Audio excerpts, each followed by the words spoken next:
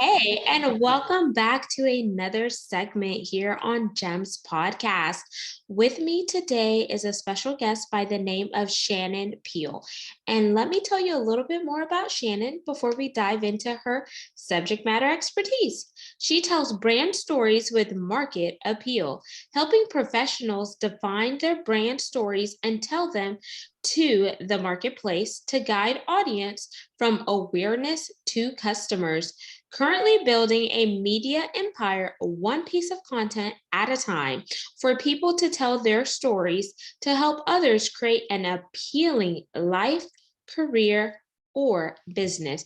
And today we're going to be focusing on brand storytelling and how do you effectively do that in today's digital age. So without further ado, please welcome Shannon Peel to GEMS Podcast. Thank you, Jem, for having me on. I really look forward to this. My pleasure, Shannon. So, I always like to have my guests connect with the audience in a fun and personal way. And I do that by giving you two options. We can do an icebreaker or play a rapid fire 10 question game. What are you in the mood for? They both sound little. Okay, let's go for the game. Let's have fun with the game. Okie dokie, here we go. We're playing rapid fire with Genesis and Shannon. Do. Question number 1. If you could have any superpower, what would it be? Oh, invisibility. Question 2. Coffee, tea, or neither? Coffee, and then tea. So since you're in Canada, do you like Tim Hortons or are you a Starbucks person? Oh, I do not like Tim Hortons. More Starbucks probably than Tim Hortons. Okay. Question 3. Are you an animal lover? Not much. Question 4. If you could have lunch or dinner with any person, past or present, who would it be and why? Oh, wow. What a question. Let's see. Winston Churchill comes to mind in that range. Yeah, that's Angelina Jolie in today's world. You know, people that are doing big things and live a certain type of life. Yeah. 5. You just hit the lottery, Shannon. Cha-ching, cha-ching. However, you must donate to 3 charities of your choice before the rest of your proceeds are released. What charities are you donating to? Good question. Well, the first charity I would probably donate to is something to do with single moms and women who are, coming out of divorce and struggling financially. The next would have to do with human trafficking and combating modern day slavery in our world. And the third would be MS. Okay, so multiple sclerosis, right? Yes. And 6. If you could go anywhere in the world, money was no option. However, you may not be able to return back to your home base for some time. Where are you heading? Home parent to Paris, no questions asked. Definitely. It's the only thing on my bucket list. 7. Favorite food? Oh, favorite food is a food that I can't really eat. Anything cake, bread, cake. 8. What is your happy place? Oh, wow. My happy place, anywhere my kids are. Okay. 9. If you could hop in a time machine and give your younger self a piece of advice, what would it be and why? Leave the bugger. Get on with your life and do what you want to do and stop letting other people dictate where you are. Just leave them now and do the work. And 10, it's our pass or play question. And here are the rules. If you pass, our roles are reversed and you get to ask me a question. If you choose to play, I ask one last question to wrap up rapid fire. So, do you want to pass or play? Well, let's pass. Okie dokie. What's your question? What is it that you want to be known for? I want to be known for having a bomb podcast that is putting out consistent content to educate, inspire, and motivate. And for, my offspring to say that was something that mommy did. And because she was bold and unapologetically her, like it gives me the power to talk about things with no limits. And that is important as a mom, let me tell you. Oh, so thank you for playing rapid fire, Shannon. Now we're going to segue into your beat, your jam, the meat and potatoes of our conversation, which is brand storytelling in digital age. So sometimes when people see brands, like they see all the big brands like Walmart, Target, Starbucks, they see the colors associated with the brand. So if they're driving down the street, they're like, oh, I know a Starbucks is coming up because they see that green and they see the specific logo. But in your field of expertise, when you think about branding, what comes to mind? Branding is the essence of a company. It's a company is an entity on it to itself. And the brand is everything about that entity. It's its personality, it's its value system, its belief system, its mission statement. It is about how everyone who is associated with it treats each other and its customers. It's the message that it puts out there. It is basically the who, what, where, when, and how of the company. Yes. And I think whenever you have a brand and you want to be branded by association, you really need to make sure that your core values, your mission statement, and et cetera, lines up with the actions behind the brand. So that brings me to ask, how can you effectively use storytelling to pair with your brand? Because sometimes people have amazing brands, but the storytelling piece is just missing. Right, because they don't understand how to do it. And now brand storytelling is different than writing a novel. Now I've written novels, and so I understand creative storytelling. I have written ad copy, so I understand copywriting. I've worked in sales, marketing, graphic design. I have worked in online reputation management. I've done a lot of different things, and I'm able to bring all of that together to come up with my own interpretation of what brand storytelling is. Now, brand storytelling is the merging or culmination of marketing, branding, journalism, creative writing, copywriting, and sales persuasion, all in one. It has a structure similar to creative writing, but the ending is different than what an ending of a novel or a movie would be. When you end a story, you usually have the results, and that's the end. And it's like it all kind of ties up the loose ends, and the audience feels like they are feeling wonderful and they feel satisfied that they got their money's worth. A brand story does talk about the results at the end, but it ends with a call to action. A brand story is never the end. It's not a one all. It's like a series. It's like a very long serial, and how something like Sherlock Holmes was written back in the day, where each chapter just worked on itself over time to tell the full story. And that's where brand storytelling comes in, because there isn't just one story. Like I said before, a company or a brand is an entity unto itself, which means that it has multiple stories, just like a person has multiple stories. And that has to be told in various ways in order to connect with multiple audiences. The first mistake people make is they believe that they're talking to everyone. and they're not understanding the audience that they're talking to. So their messages are not landing. And they're trying to tell one story for one and all, and it's just not the way to do it.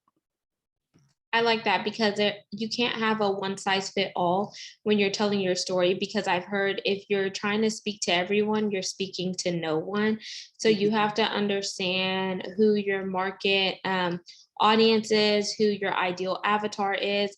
How can you be the solution to their problem that they're having? What does your personality look like? Is it shown up in your brand? Or etc. And if we think about some brands that are doing it right, in your opinion, what brands come to mind? Oh man, there's so many over time. There have been so many. So let's go. I want to actually go back to the turn of the 20th century. Let's go back over 100 years. We're going back to 1890s. Okay, because this is when advertising really began to take off. And advertisers at that time were utilizing story in their ad to give people a reason for wanting to buy their product, whether it was soap.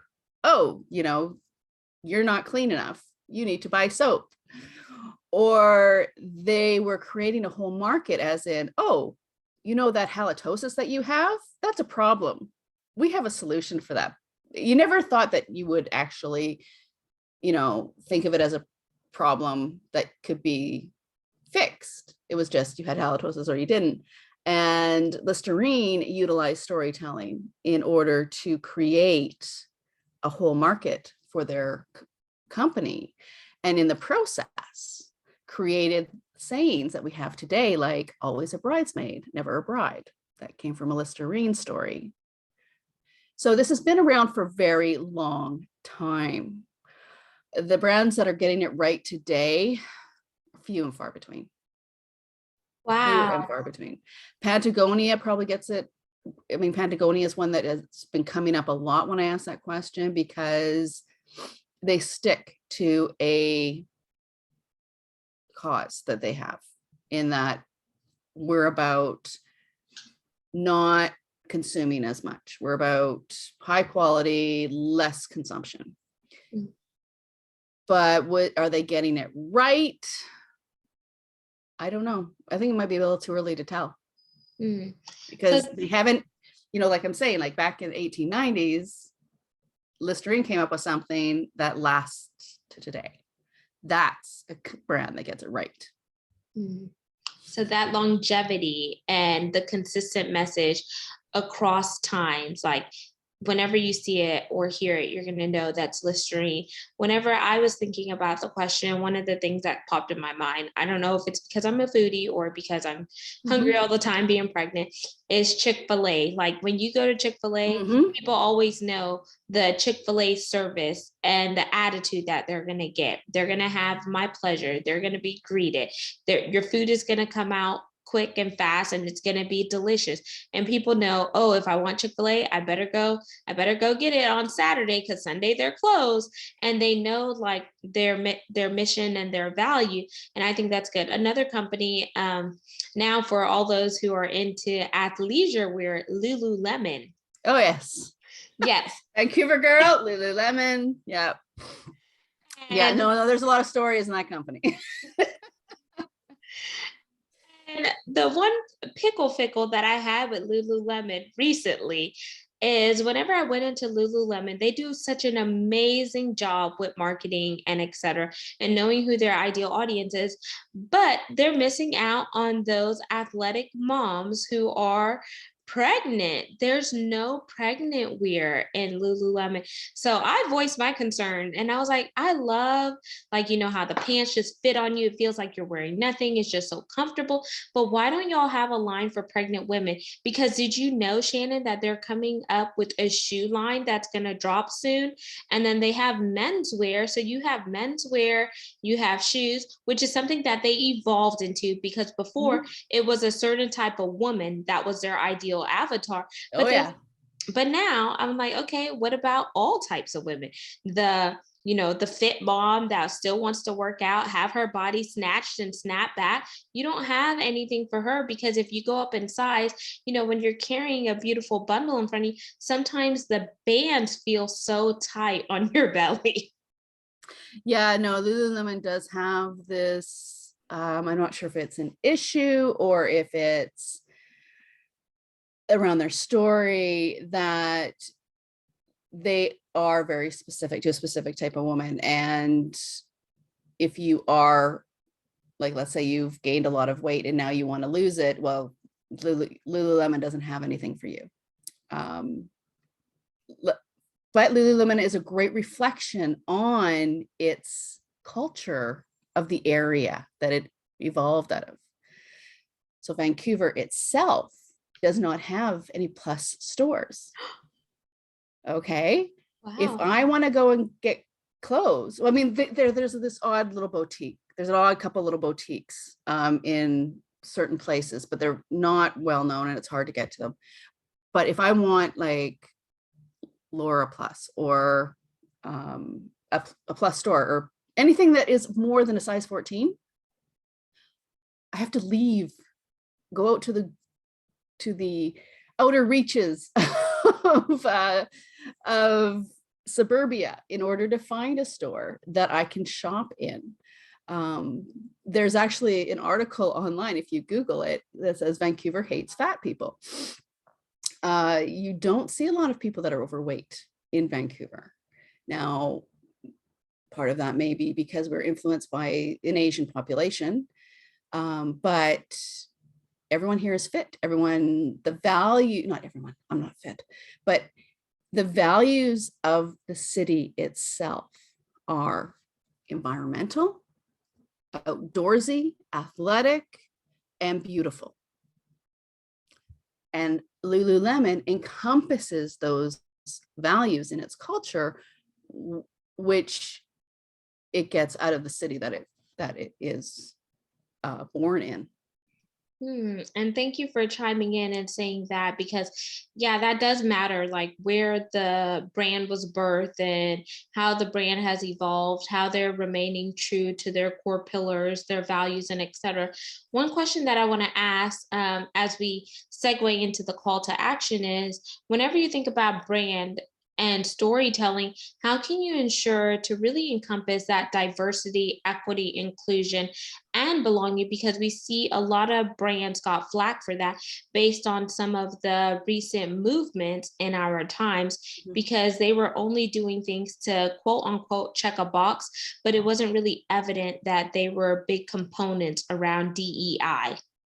Well, I think that brands need to embrace who their customer is. Like we just talked about Lululemon, who embraces a certain type of woman.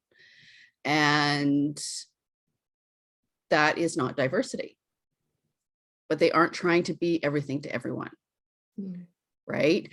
If your brand identifies with a certain minority or group, then fine.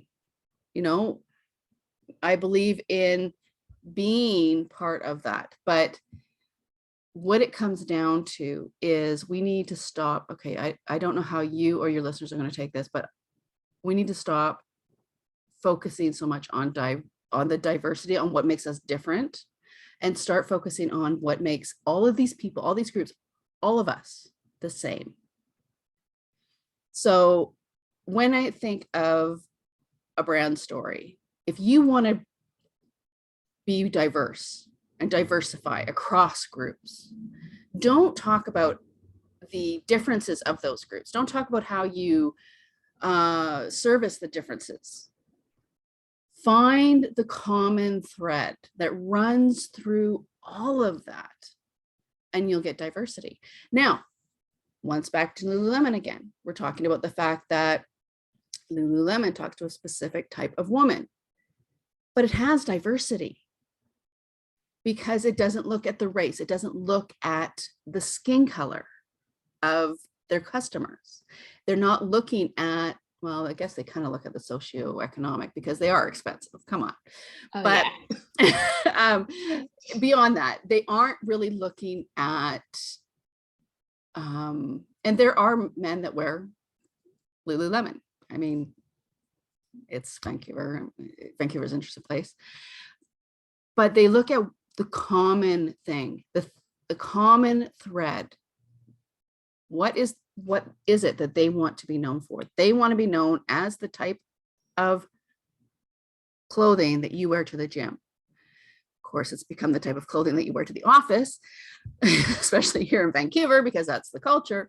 But, you know, it says a lot about the company that they were able to change fashion that much, to go from a more formalized way of dressing to a very casual way of dressing.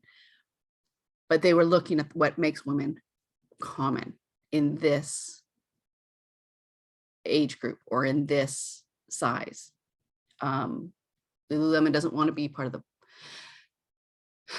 well, I shouldn't say that, because there has been rumors that they are looking at plus sizes, but I don't know if that's true or not. But like I said, what they were looking at was the common. And when you look at the common thread of what makes people the same, you get diversity.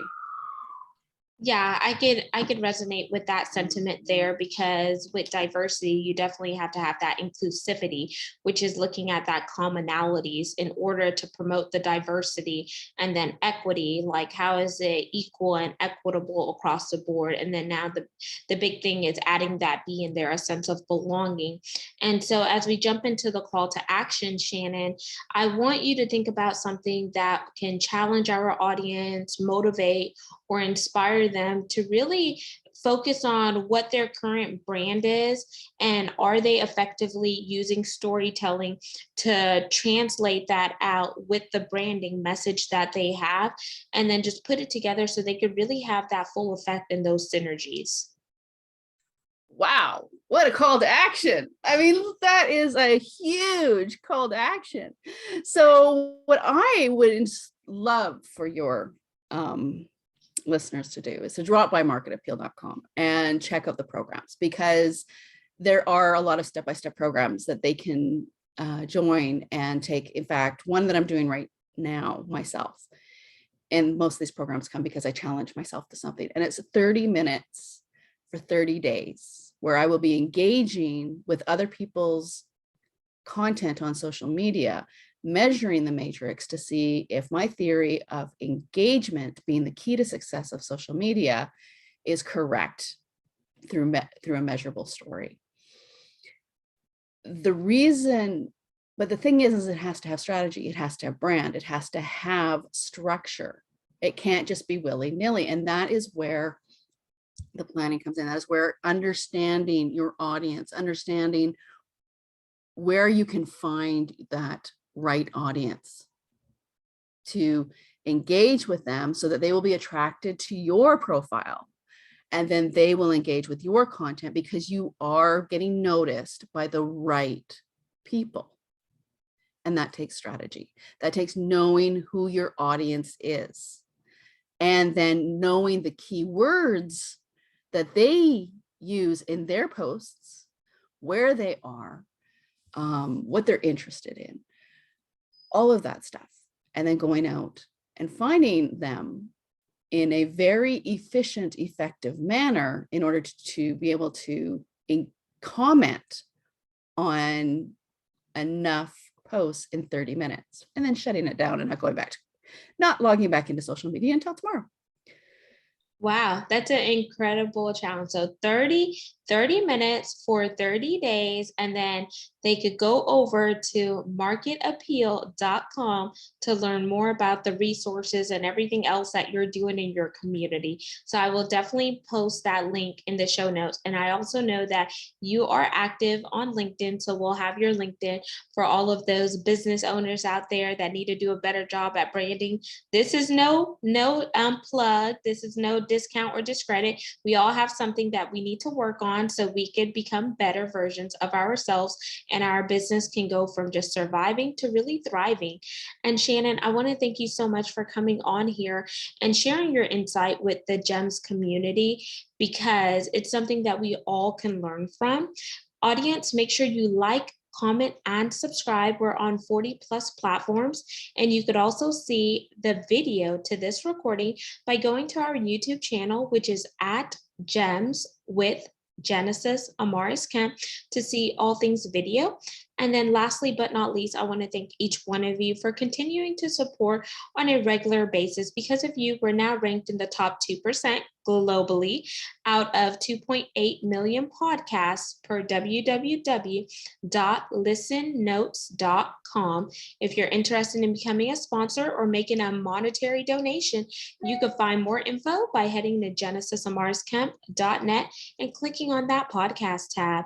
Until we see each other or chat next time, peace, love, and lots of blessings. Have yourself an amazing day and go get some brand appeal and market yourself.